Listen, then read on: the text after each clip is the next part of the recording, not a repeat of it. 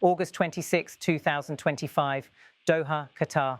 In the heart of the Gulf, inside a press hall lined with bright lights and watchful cameras, a key diplomatic message is delivered.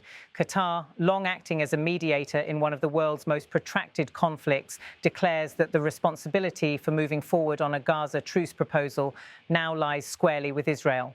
For more than a week, Hamas has indicated its acceptance of a framework deal, one that includes not only a ceasefire, but also a mechanism for the release of hostages and prisoners. Yet despite this opening, Israel has remained silent. And on this day, Qatar's Foreign Ministry spokesman, Majed al-Ansari, steps before reporters to make the point unambiguously: it is time for Israel to respond. The spokesman enters the hall calmly, but his tone soon grows sharper. He begins by stressing that no meaningful engagement has taken place. Rumours may swirl, statements may emerge, but in reality, the mediators are still waiting for a clear answer from Israel. Without such engagement, he warns, there can be no progress. And the cautious optimism that once surrounded these talks has been eroded by Israeli hesitation. He puts it plainly: the responsibility now rests on Israel's side. Anything else, he argues, is little more than political posturing. This is the first key message of the day, that while Hamas has shown readiness, Israel is accused of stalling. For mediators like Qatar, time is not an abstract factor. Every day without agreement is another day of airstrikes in Gaza, another day of suffering for civilians, and another day that hostages remain in captivity. Al-Ansari goes further, offering detail about the scope of the talks. These are not casual conversations, he reminds the audience. They are being conducted in coordination with major international players, including the United States and the International Committee of the Red Cross. The negotiations cover sensitive ground, the mechanics of a ceasefire, the logistics of monitoring it on the ground, and the process of exchanging hostages for prisoners. Both Hamas and Israeli representatives, he notes, remain in Doha, grappling with these difficult issues. But the challenge is stark. How can a ceasefire be reliably enforced in a place like Gaza, where years of bombardment and blockade have dismantled infrastructure and fueled mistrust? How can monitors be placed in the line of fire without guaranteeing their safety? And how can prisoners and detainees be exchanged in a way that satisfies both sides, each with its own deep grievances and political pressures? These are the questions animating the negotiations, and for now, they remain unresolved. The broader context, however, gives the spokesman's words even more weight. Gaza today is a humanitarian disaster. Entire neighborhoods lie in ruins. Families have been displaced, not once, but multiple times. Hospitals struggle to keep the lights on, operating without sufficient fuel or medicine. International aid convoys have faced delays, bottlenecks, and even bombardment. The situation has become so dire that humanitarian organizations warn of famine and epidemic disease. Against this backdrop, the call for a ceasefire is not merely a political maneuver, it is quite literally a plea for survival. And then there are the hostages, whose fate has become one of the most sensitive dimensions of this conflict. For Israel, the safe return of its citizens held in Gaza is a priority that carries enormous political and emotional weight. Families of the hostages have staged protests demanding that their government act. For Palestinians, the issue of prisoners in Israeli jails, many of them detained without trial, is just as urgent.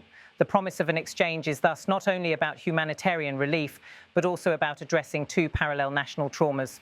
The United States has invested heavily in these talks, providing political backing and quiet support. Washington knows that without Qatar, there is no real channel to Hamas, and without Hamas's involvement, no truce can hold. The presence of the ICRC, meanwhile, ensures that humanitarian considerations remain central, that detainees on both sides are treated under international law, and that exchanges can be supervised with some degree of credibility. Still, despite these efforts, the gulf between rhetoric and action remains wide. Israeli officials have publicly accused Hamas of using negotiations as cover, of pretending to agree while preparing for further violence. Hamas, on the other hand, has accused Israel of dragging out the process, unwilling to make concessions while Gaza continues to suffer.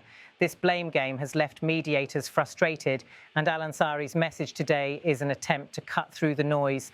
There is an offer on the table, Hamas has accepted it, and Israel must now respond. In many ways, the press conference is not just about Israel or Hamas. It is also about shaping international opinion. By going public, Qatar is signalling to Europe, to the United Nations, and to Arab states that its efforts are genuine, that it has delivered results from one side, and that any delay now lies with the other. The diplomatic strategy is clear. Apply pressure, not just directly on Israel, but through the court of global opinion. For Israel, the decision is politically fraught. Prime Minister Benjamin Netanyahu leads a coalition pulled in opposite directions, hostage families demanding action, hardliners warning against concessions, and international allies pressing for de-escalation. To accept a truce risks accusations of weakness. To reject it risks isolation on the world stage. The Israeli government is therefore caught in a delicate balancing act, one that may explain its silence so far. But silence has consequences. Each day that passes without resolution deepens the suffering in Gaza, prolongs the agony for hostage families, and weakens the credibility of the peace process. For mediators like Qatar, maintaining momentum is vital. Without it, negotiations risk collapsing under the weight of mistrust and political calculation. Al-Ansari's closing remarks underline this urgency. He reminds reporters that the talks in Doha are ongoing, that the details are complex but not impossible, and that mechanisms are being designed to ensure accountability. What is missing, he insists, is political will. Without a firm response from Israel, the framework cannot move forward. As he leaves the hall, cameras capture the moment. A small state speaking loudly on a global stage.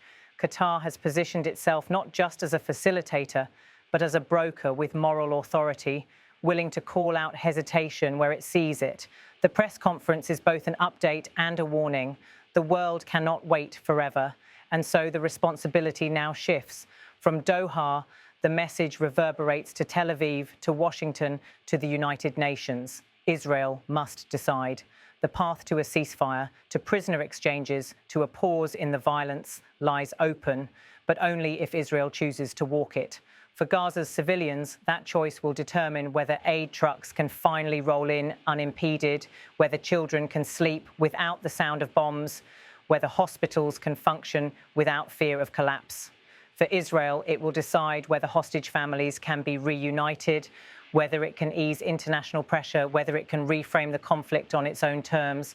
In the end, diplomacy is not about words alone. It is about choices, consequences, and the courage to seize opportunities when they arise. Qatar has placed the opportunity on the table. Hamas has said yes. Now the world waits for Israel's answer.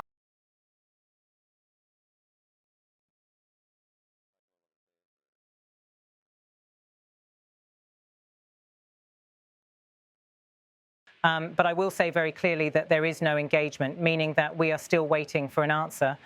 And the statements that we are hearing right now do not fill us with confidence that if there was engagement, that engagement would be positive and towards finding a solution.